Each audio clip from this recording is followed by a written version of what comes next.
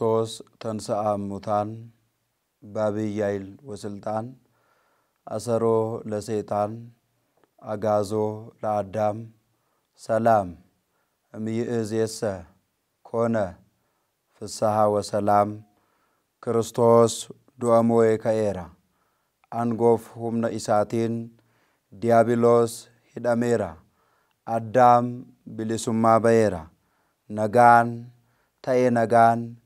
ta'e nagaafi gammachuun maatiiwwan waaqayyoo biyya alaas biyya keessas kan jirtan sagantaa hafuuraa kanaa kan daawwattan baga ayyaana du'aa ka'umsa gooftaa keenya Yesuus Kiristoosiin isiniin ga'e. Egaa akka eeyyamaa fi jaalala waaqayyootti yeroo kana eebbisee kan nuuf kenne du'aa ka'umsa isaatiin nu jiraattota kan nu taasise Waaqa abboolii keenyaa, Waaqa qulqullootaa, Waaqa Abrahaam, Waaqa Yisaaq, Waaqa Yaaqoob kadhannaa kadhachuudhaan akka sagalee isaa nuu ibsuuf ibsees immoo laphee keenya keessaa sagalee isaa bulchee firii 30-60 akka buusnuuf nu gidduutti argamee nu barsiisu. Egaa akka barsiisaa mana amantaa Ortodoksii Tawaahidootti Yesuus Kiristoos du'aa ka'umsa isaa manni amantaanii lallabdi. Maaliif manni amantaa lallabni ishee hundee raajotaa, hundee duuka bu'ootaa irratti waan ta'eef qulqulluun Phaawulosis yeroo dubbatu isin hundee raajotaa fi duuka bu'ootaa irratti hundooftaniittu jedha.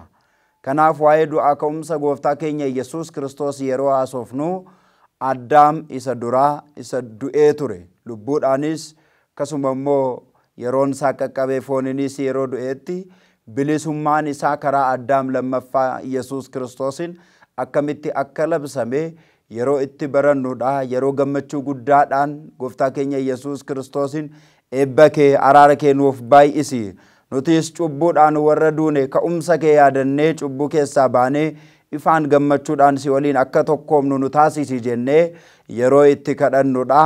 Baga ayyaana du'aa ka'umsa gooftaa keenya Yesuus Kiristoosiin isiniin ga'een jecha gara barumsa keenyaatti adeemna. Egaa akka eeyyamaa fi jaalala gooftaa keenya Yesuus Kiristoositti wangeela bu'uura taasifannee waliin ni baranna. Barumsa keenyaaf ka'umsa akka nu ta'u yookaan mata duree kan nu ta'u tansa'a bakama yibee akkuma dubbatee ka'eera jecha jedhuun waliin baranna. Jecha kana kan argannu wangeela Maatiyos boqonnaa 28 lakkoofsa 6 gubbaa irratti jecha barraa'ee jirudha. Egaa hayyuun mana amantaa keenyaa qulqulluun Yohaannis afaan warqeen akkuma dubbatee ለዘያነብብ ቅድመ ይስክር ስሞ ለባለ መጽሐፍ akkuma jedhu egaa kutaa wangeela kanaa kan barreesse qulqulluu Maatiyos duuka bu'oota 12 keessaa tokko kan ta'e Kiristoosin filatamee tajaajila isa bara baraan jiraatu duunni kan ittiin jirre boqonnaa bara baraan isa jiraatu Waaqayyoon tajaajiluudhaaf addunyaarraa isa fo'ee tajaajila isa dhugaadhaaf kan hiriire qulqulluu Maatiyosidha. Egaa qulqulluun Maatiyos yeroo jecha kana barreessu gooftaan keenya Yesuus Kiristoos bakka oleetti wajjin oolee bakka buleetti immoo wajjin bulaa raajii gooftaan keenya Yesuus Kiristoos hojjetu isaan kan duuka bu'oota kan jennee yaamnu kan abboolii hayyoota kan jennee yaamnu kan duuka bu'oota irraa dhagaan sana ragaa ba'u. Garuu duuka bu'ootni 12 kan jennu harka caalutu qulqulluun Maatiyos Kiristoos isuma afaan isaatiin itti dubbate raajii isa hojjete immoo ija isaatiin ilaalee kan ragaa ba'aa turedha. Kanaaf wangeela Maatiyos boqonnaa 28 gubbaa irratti yeroo barreessu lakkoofsa 1 gubbaa irratti akkas jedhee eegala. Sanbanni erga darbee jalqaba torbanitti jedha gaafa sanbata guddaa jechuudha. Maariyaam isheen Magdalaa fi Maariyaam isheen kaan awwaalcha ilaaluudhaaf dhaqanii. Kunoo ergamaan Waaqayyoo Waaqa irraa gadi bu'ee dhufe. Dhagicha balbala awwaalichaa irraa garagalchee waan irra taa'eef socho'uun lafaa guddaan in ta'ee jedha. Egaa gaaf sanbata guddaa kan jedhame sanbata duraa yookaan qadaamit sanbat jennee kan yaamnu kakuu moofaadhaaf guyyaa boqonnaa jedhamtee kan yaamamtu ishee osoo hin ta'in sanbata isa lammaffaa sanbata isa guddaa yookaan immoo gaafa sanbata guddaa jedhee yookaan torban isa jalqabaa jedhee qulqulluu Maatiyos galmeessee jira. Egaa gooftaan keenya Yesuus Kiristoos Galiilaatti yeroo isaan barsiisaa turetti akkasumallee wangeela Maatiyos boqonnaa 12 gubbaa irratti waa'ee Yoonaas fakkeenya kaasee yeroo isaan barsiisu akkuma kana ilmi namaas du'ee guyyaa sadaffaatti ni ka'a. Ka'uu isaatiin immoo raajonni akkuma dubbatanii wantootni adda addaa ni raawwatu. Samii gubbaa irratti mallattoon ni mul'ata. Lafa gubbaa irrattis mallattoon ni mul'ata jedhee dubbachaa ture. Kanaaf sanbata isa guddaa du'aa ka'umsa isaa akkuma dubbate Maariyaam ishee Magdalaa fi warreen kaan haadholiin gara gooftaa keenya Yesuus Kiristoos Ayhuudoonni itti awwaalanitti ilaaluudhaaf deemanii. Yeroo kana ergamaan Waaqayyoo samii gubbaa irraa gadi dhufee dhakaa isa sana isa Ayhuudoonni itti awwaalanitti cufan sana gangalchee irra taa'ee ture. Yegguu kana arganis yookaan immoo ergamaan Waaqayyoo samii gubbaa irraa gadi bu'uun isaatiin jedha qulqulluun Maatiyos yeroo nu galmeessu socho'insi lafaa guddaan ni ta'e. Maaliif mul'ata Yohaannis boqonnaa 18 gubbaa irratti akkas jedha. Ergamaan Waaqayyoo yogguu samii irraa gadi bu'utti addunyaan ifaan ni guutamte jedha. Ergamoonni Waaqayyoo arras gammachuu misiraachoon itti muudhaaf gara laphee keenyaatti yaa dhufani. Kanaaf ergamaan Waaqayyoo yeroo dhufe sanatti samii gubbaa irraa yeroo dhufeetti yeroo naannoo awwaala sanatti mul'ateetti naannoon awwaalan sun ifaan guutamuu qofa miti. Sosocho'insi lafaa yookaan immoo kirkirri lafaa ni ta'e erzikii akkuma jennu jechuudha. Kanaafuu ergamaan Waaqayyoo lafa sana sosocho'insa lafaa yookaan socho'ina lafaa guddaa ni ta'e erga jedhee galmeessee booda bifni isaa akka bakakkaa yookaan uffanni isaa akka cabbii adii ture jedha. Kunis adiin hiika baay'ee qaba. Kiristaanonni harka caaluttuu yeroo tajaajilaa du'aa ka'umsa Kiristoos yeroo yaadannu ትንሣኤከ ለእለ አመነ ብርሃነከ ፈኑ ዲቤነ yeroo jennu ilaa du'aa ka'umsa kee ni amanna gammachuu kee immoo nuuf ergi gammachuu jedhamee kan yaamame yookaan immoo adii uffachuun mallattoo gammachuu akka ta'e macaafa qulqulluu irratti barraa'ee jira.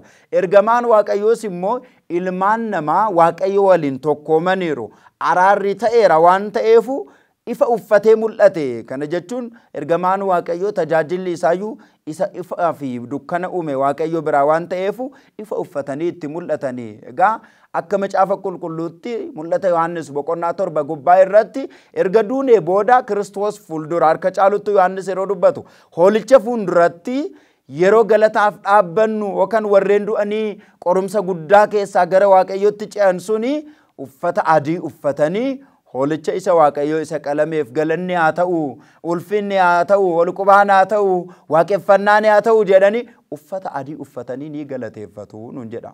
Kana bu'uura taasifachuudhaan manni amantaa Ortodoks Tawaahidoon uffata adii uffattee ka'umsa kee ni amanna jetti. Adii jechuun bilisummaa labsa waan ta'eef adii jechuun nageenya labsa waan ta'eef ergamaan Waaqayyoo bifni isaa akka bakakkaa uffanni isaa immoo akka cabbii adii ture.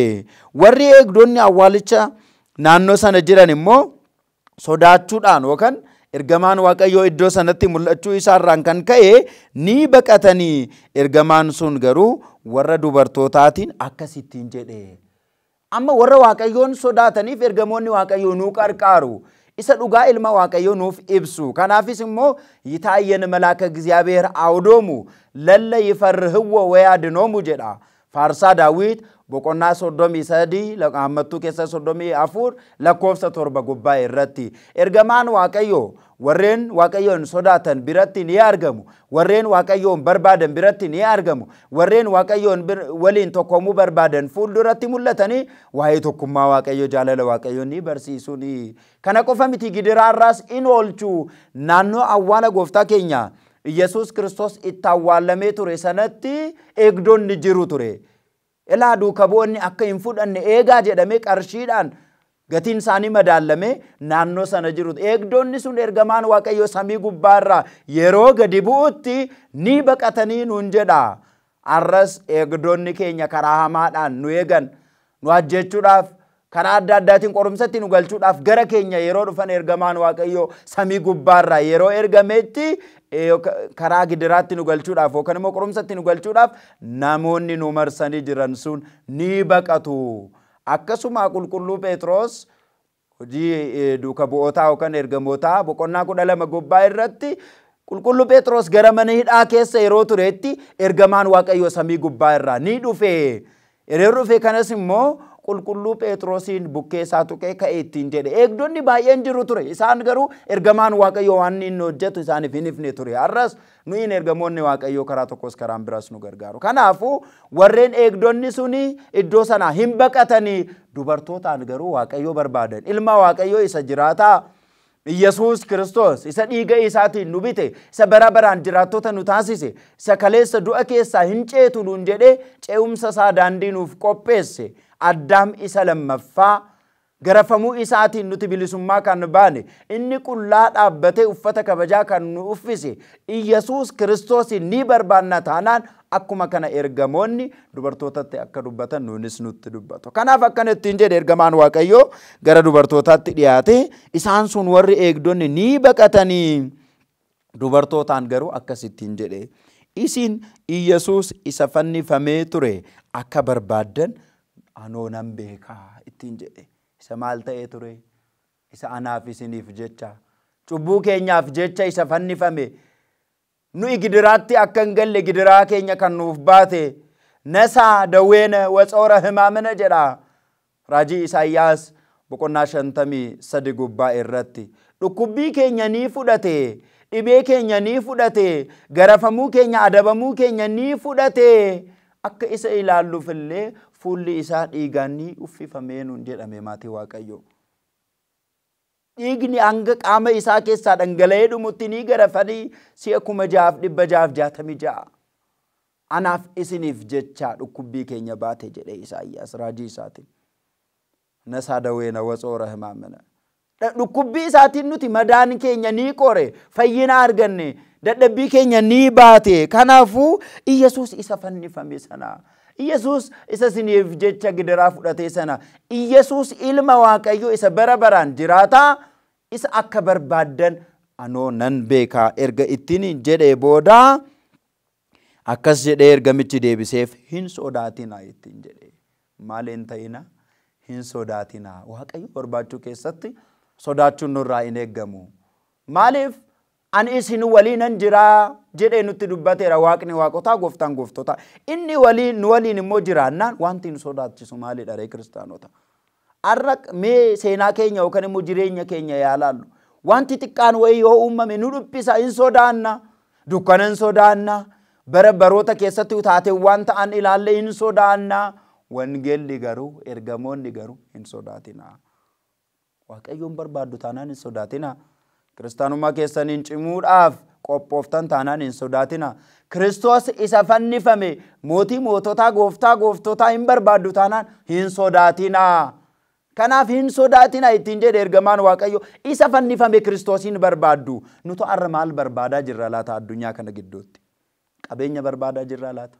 Aangoo barbaadaa jirra laata? Moo dhuguma isa nuuf jecha fannifame Kiristoosin dhugaatti barbaadaa jirra? Of gaafachuun nu barbaachisa maatii Waaqayyo. Nuyi mee addunyaa kana irratti umurii gabaabaa jiraachuudhaaf wantoonni nuti barbaannu fedhiin keenya irree adda bahee beekamuudhaaf baay'ee nama rakkisa. Har'a kun nu guute yeroo jennu immoo hawwiin keenya raawwatu borus addunyaa kanaaf waan nu mijatu qofa barbaachaa jiraanna. Garuu ilma Waaqayyoo Yesuus Kiristoosin barbaada. Isas argadhaa inni boqonnaadha. Inni bara baraan ce'umsa waan ta'eef. Kanaafuu hin sodaatinaa erga ittiin jedhee booda dubartoonni suni inni isin barbaadaa jirtanii ittiin jedhe ergamaan Waaqayyo. Inni Ayhudoonni dabarsanii kennan sun, inni Ayhudoonni iddoo kanatti awwaalan suni inni as hin jiru akkuma dubbate ka'eera. Akka maal jedhe? Akkuma dubbate. Inni dubbateera jechuudha. Ilaala mootota addunyaa irratti aangoo isaaniitiin beekaman yookaan immoo aangoo isaaniitiin addunyaadhaaf yeroo baay'ee sodaachisoota ta'an ani nan du'aa du'ees nan ka'a jedhanii kan ka'an hin jiru. Seenaa gubbaa irratti barreeffamee dubbisnee sammoona hin ilaalle. Kiristoos garuu akkuma dubbate maal jedheera jedhe ergamaan Waaqayyo ka'eera. Mee waa'ee Yesuus Kiristoos dubbii isaa yookaan Yesuus Kiristoos du'a mo'ee ka'uusaa macaafa qulqulluu gubbaa yaa ilaallu mee. Yesuus Kiristoos matuma isaatiin yeroo duuka bu'ootaan barsiisuuni wangeela Maatiyos boqonnaa 16 gubbaa irratti akkasuma wangeela Maatiyos boqonnaa 17 wangeela Maatiyos boqonnaa 12 kana hundumaa yeroo dubbisnu Yesuus Kiristoos waa'ee du'aa ka'umsa isaa dubbateera. Harka caaluttu hangafa duuka bu'ootaa kan ta'e qulqulluu Phexrosiin wangeela Maatiyos boqonnaa 16 kuman silasinii caqasee Yesuus Kiristoos akkas jedhee Phexrositti itti dubbate. Ilmi namaa akka ajjeefamu akka garafamu akkasuma immoo akka du'u ni beektu du'a mo'ees akka ka'u kana isinitti himaa ittiin jedhe. Yeroo kana qulqulluun Phexros maal jedhe yaa ilma Waaqayyoo gooftaa isa jiraataa kun sirratti hin ta'inii ittiin jedhe. Qulqulluun abbaan Giyoorgis inni gaasichaa yookaan qulqulluu Qeerlos Itiyoophiyaan jedhamee yaamamu yaa qulqulluu Phexros maaluma si yakkine jedheenii kaasa. Inni fannifamuu isaatiin inni ajjeefamuu isaatiin bilisummaan keenya akka labsamu ni dagatte moo ilmi Waaqayyoo addunyaa irratti kan mul'ate mee inni du'ee nu'iin jireenya nuuf kennuudhaaf inni gidiraatti galii nu immoo gidiraa jalaa nu baasuuf inni ifatti nu baasuudhaaf addunyaa kanatti mul'ateera. Yaa qulqulluu Phexros maal si yakkine maaliif hin du'in ittiin jettaa jedhee ni kaasa abbaa Giyoorgis inni gaasicha. Kanaaf yaa gooftaa kun sitti hin ta'inii yeroo jedhuuni qulqulluu Phexros kutaa macaafa qulqulluu wangeela Maatiyos boqonnaa 16 yeroo dubbistanii gooftaan keenya anaan eenyu naan jettu ilma namaatiin eenyu jettu namoonni kaan maal jedhu isinoo maal naan jettu jedhee erga gaafatee booda qulqulluu Phexros hundumta erga dubbatanii ati Isaayyaasidha ati raajota keessaa tokkodha erga jedhee booda akkas jedhee deebise. Ati ilma Waaqayyoo isa jiraataadha ittiin jedhee deebisee ture. Kanaafis immoo qulqulluudha. Anta bisu jedhameera. Ati qulqulluudha jedhameera qulqulluun Phexros. Amma immoo iddoo kanatti hin fannifamin yaa gooftaa duunni siif hin ta'in yeroo jedhu immoo yaa seexanannaa sokkina fuulduraa ittiin jedhe. Qulqulluun Phexros seexana ta'e miti. Qulqulluu Phexros irra bulee dubbii kana kan dubbisaanii jiru karaa qulqulluu Phexrosiin kan ifachaa jiru seexanadha. Arras waan hin taane yeroo dubbannu waan amantaa keenyaaf hin malle waan manni amantaa Ortodoksii Tawaahidoon hin barsiisne yeroo dubbannu abbooliin haala akkasiitiin nutti dubbatu jechuudha. Kiristoos maal jedheni yaa seexanannaatiin jedhe. Ati kattaadhaa jedhee itti dubbatu qulqulluu Phexros dubbii isaa yookaan ati qulqulluudha jedhee dubbatee lakkoofsuma sana gubbaa irratti waa'ee fayyina namaa yeroo dubbatu ati kan namaa malee kan Waaqayyoon ilaaltu jedhe. Maaliif dubbii keenya baatee nu fayyisuudhaaf ilmi Waaqayyoo mul'ateera. Kanaafuu akkuma dubbatee ka'eera kan jedhe ergamaan Waaqayyoo Yesuus Kiristoos macaafa qulqulluu gubbaa irratti dubbateera. Guyyaa sadaffaa akka du'a mo'ee ka'u elaa kana qofa miti. Wangeela Luqaas gubbaa irratti elaa gamoo kana jiksaayi ittiin jedhe. Gamoo kana jiksaa guyyaa sadaffaa isaatti nan ijaaraa jedhee itti dubbatee ture.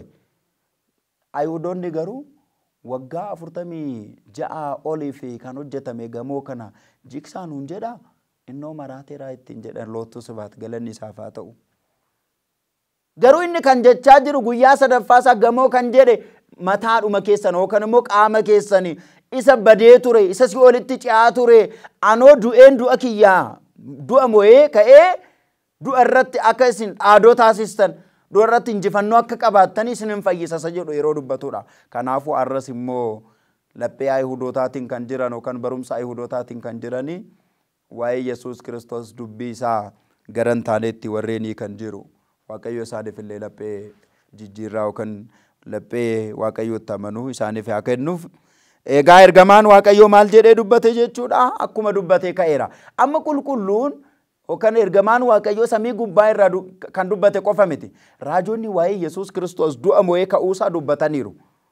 Maal jedhanii dubbatan yookaan fakkeenyi isaa maal fakkaata isa jedhu irraa ilaallu. Israa'eloonni biyya Misir keessa yeroo jiraatanitti daandii isaanii gidduutti Waaqayyoodhaaf aarsaa akka dhiyeessan Waaqayyo isaan ajajee ture. Israa'eloonni biyya Misir yookaan Gibxi Kana'aan yeroo adeemaa jiranitti jechuudha. Amma yeroo Kana'aan deemanitti seera ba'uu boqonnaa 12 gubbaa irratti hoolicha faasikaa sana qalaa.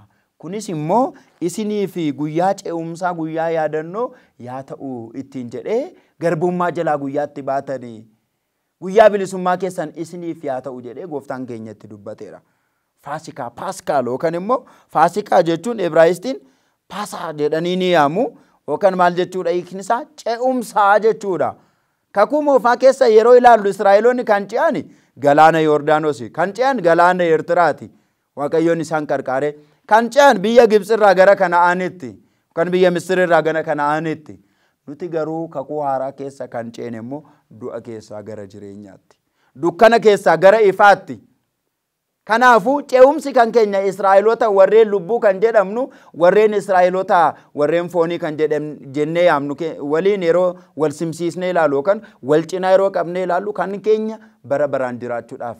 Isaan sun garuu Kana'aan erga galanii booda biyya Hinnaaniif dammaa erga galanii booda duunni lammaffaa akka irra jiru macaafni qulqulluun nutti hima. Kanaafuu isaan yeroo deeman sanatti hoolicha isa Faasikaa ni qalanii haalli qalmii tasaa akkas haa ta'u jedhee gooftaan keenya Yesuus Kiristoos itti dubbateera. Kunis kakuu haaraatiif fakkeenyadha.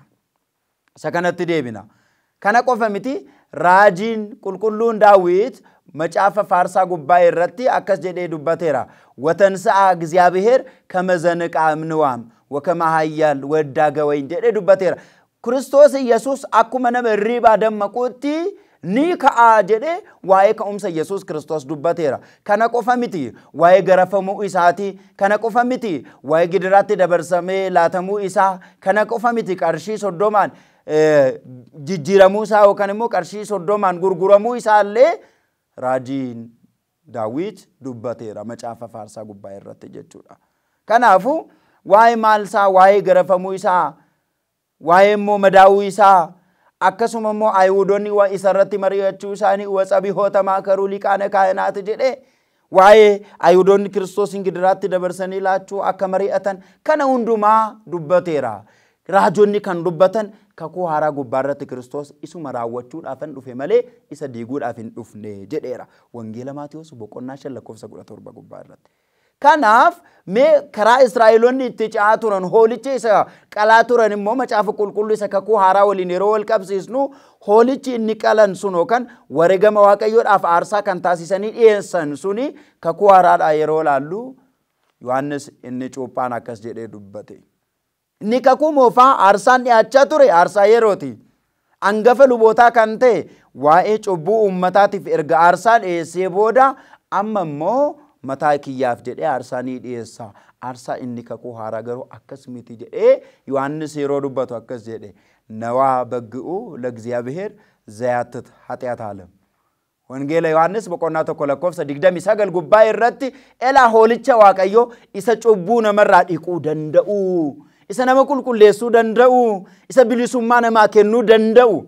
Isa bara baraan jiraattota nama taasisu du'a keessaa jireenyatti dukkana keessaa ifatti kan nu mul'isu ergamoota galatoo ergamoota bara baraan nyaata taasifannee akka jiraannu kan nu taasisu hoolicha Waaqayyoo Yesuus Kiristoos isa nuuf jecha wareegame isa nuuf jecha qalame isa bara baraan jiraattota nu taasise tokkummaa ergamootaatti kan nu make elaa du'a isa kaleessaa nu sodaachisaa ture arra garuu yaa du'a waraansi kee yookaan immoo gara gidiraatti dabarsee nama laachuun kee eessa jira amma immoo mo'amteetta amma immoo Kiristoos Yesuusiin nuti hundumti keenya bilisa baaneerra jennee akka lallabnu kan nu taasise dubbii qulqullichi Yohaannis inni cuuphaan dubbate hoolichi Waaqayyoo isa kanadha.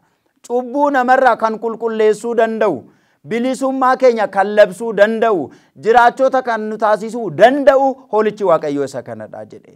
Hoolaa sana dhakaa Yesuus Kiristoos aarsaan yookaan immoo dhiiga horiitiin isin fayyuu hin dandeessan yeroo jedhu qaraaniyoo gubbaa irratti ni mul'ate. Akkuma dubbate ni garafame gidiraatti dabarsanii ni laatani. Akkuma dubbate qulqulluun Phexros dabarsee isa laate yookaan immoo si'a 3 naganta akkuma jedhe si'a 3 ni ganeeni.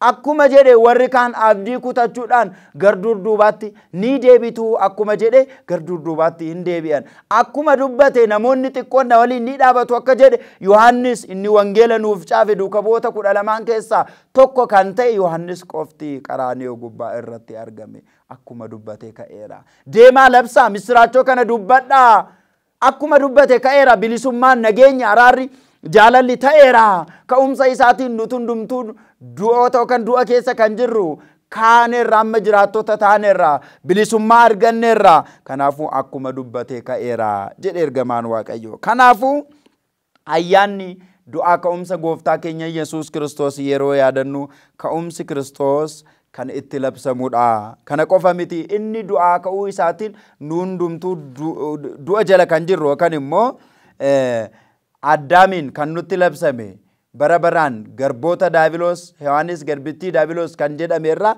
garbummaa jalarraa bilisa nu baasee ilma Waaqayyoo isa simataniif jedha Yohannis yeroo barreessu wangeela Yohannis boqonnaa 1:11 gubbaa irratti ilmi Waaqayyoo gara uummata isaa Israa'el gara uummata isaan uumetti ni dhufe warra simataniif ilmummaa Waaqayyoo isaaniif hin kennee jedha nuti immoo Yesuus Kiristoos du'aa ka'umsa isaa amanne taanaan ergamichi akkuma dubbate du'a moo'ee ka'eera humna isaatiin aangoo isaatiin dhakaa homtuu isaa kaasee miti dhakichi sun yookaan ergamoonni kaasan kan jedhamee dubbatame yookaan dubartoonni yookaan immoo duukaa bu'oonni akka ilaalaniidhaaf malee dhakaa sana otoo hin sochoosiin ifa uffatee akkuma dubbate ka'eera duukaa bu'ootattis immoo mul'ateera salaam lakullikum ittiin jedheera nagaan isiniif yaa ta'u maaliif addunyaan yeroodhaaf nagaa nuu kenniti nagaan bara baraa garuu Waaqayyo bira waan jiruuf kanaafuu ka'umsi gooftaa keenya Yesuus Kiristoos ka'umsa hunda keenyaati wantoota shan qofa kana keessatti ilaallee gaggabaabsine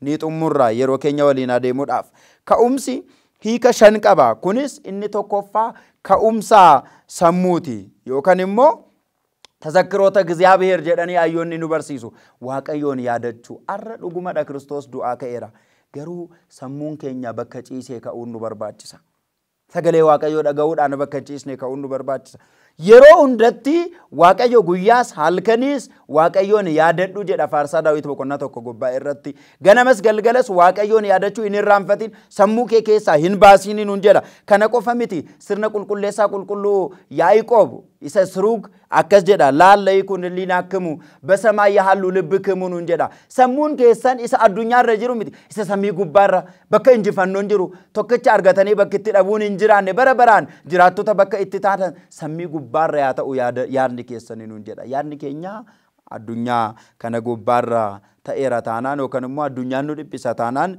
ka'umsi gooftaa keenya Yesuus Kiristoos nu biratti arras hiikan arganne jechuudha inni lammaffaa ka'umsi hiikni inni lammaffaa ka'umsa lapheeti kanas immoo sagalee Waaqayyoo dhaga'uudhaan wangeela Luqaas boqonnaa 15:24 gubbaa yeroo dubbisnu namoonni lama abbaa tokko qabu ture abbaan isaanii abbaa qabeenyaa ture inni tokko ga'ee kiyya naa kenni jedhee hirmatee ni deeme qarshii isaa erga fudhatee booda bakka argetti arcaasee fixee booda gara laphee isaatti deebi'ee nun jedha ka'umsi gooftaa keenya Yesuus Kiristoos garafamuun isaa yeroo yaadannu gara laphee keenyaatti akka deebinuuf kiristaanota nuuf jecha qullaa isaa dhaabbate uffata kabajaa nuuf uffisuudhaaf nuuf jecha dhiiga isaa lolaase nuuf jecha garafame jennee laphee keenyatti kasoominaan deebinee akkuma mucaa isa badee ture dhuguma dhakaleessa addunyaan karaa adda addaatiin teknooloojiidhaan globalizationidhaan karaa adda addaatiin nu fudhatteetti amma garuu gara laphee keenyaatti deebi'uun nu barbaachisa gara laphee isaatti ni deebi'ee akkanas jedhe gara mana abbaa kootti nan deebi'a jedhe manni abbaa keenya manni waaqeffannaan itti jiru manni galatoonni itti jiru manni ergamoonni Waaqayyoo aarsaa yookaan galatoo keenya fudhatanii kadhannaa keenya gara Waaqayyoo araara Waaqayyoo immoo gara keenya kan nuuf fidan gara laphee keenyaatti gara mana qulqullummaatti deebinee Waaqayyo waliin ta'uun nu barbaachisa inni sadaffaa immoo kan ta'u kan ka'umsi hiika shan qaba jennee kan kaasaa jirru inni sadaffaan ka'umsa warra du'aniiti inni kun immoo gooftaan keenya Yesuus Kiristoos yeroo ka'ee jirutti samii gubbaa irratti wantoonni raajiiwwan 3 mul'ataniiru lafa gubbaa irratti immoo raajiiwwan 4 akkas jedha abbaa Giyoorgis inni gaasichaa sirna yeroo kan sa'aataatii isaatiin ፀሐይ ጸልመ ወወርህ ደመ ኮነ ወከዋክብት ወድቁ ፍጡነ ከመ ይርአዩ ወርቃኖ ለዛልበሶሙ ብርሃነ jecha ela addunyaan ifa ishee ni dhowwatte maaliif waaqa ishee uume qullaa isaa yeroo argitu ፀሐይ ጸልመ ወርህ ደመ ኮነ ወከዋክብት ወድቁ ፍጡነ ወከን ኡርጂዋን ሞ ኒ አርጫኒ ወሪዱ አኒ ጅረን ሞ ዋንታ ኩመን ሲን እንጀ ዋንቶ ተtorba ክርስቶስ ዱአ የሮከው ዋንቶኒ torba አዱኛ ረቲ ሙለተኒ ዋን ወሪዱ አኖ ከና ዋለ ከሰ ጅረን ሞ ኒ ባአኒ አባኮ ጀደኒ ረጋ በኡ ጀልቀበኒ ናኖት ጅራቻ ቱረኒ አቲልመ ኮቱርቴ አቴበሎ ጀደምታ ቱሬ ወንጌል ማቴዎስ ጉባኤ ረቲ በራዬ ቱሬ ገሩ ባዮኒ ሲንም ቤክኑ ጀቻ ቱረን ወረዱአን ሂከ ከኡምሰ ወፍታ ከኛ ኢየሱስ ክርስቶስ ከኡምሰ ወረዱአኒ አከጅ ጅሩ የሮቱ በኑ ዳው ከንሞ ዱአ ከኡምሰ ኢሳ እርገዱን የቦዳ ገረ ክርስቶስት ዳንዲ እትጨኑ አከተይ ወበቹን በርባችሳ እኔ ካምብራሞ ከኡምሲ ሂከ ሸንቀበ የሮጀኑ እናርፈፋሳ ከኡምሰ ክርስቶስ ዳኩኒስ አከዝ ጀዳ ቁልቁሉን ያሬድ ክርስቶስ በኩር ቀደመ ተንሳም ኩሎሙ ሙታን እስመ ኢገብረ ኃጢአተ ወኢተረክበ ሐሰተ ውስጥ አፉሁ ክርስቶስ ወረንዲ ዱአኒፍ ዱርሰተኤ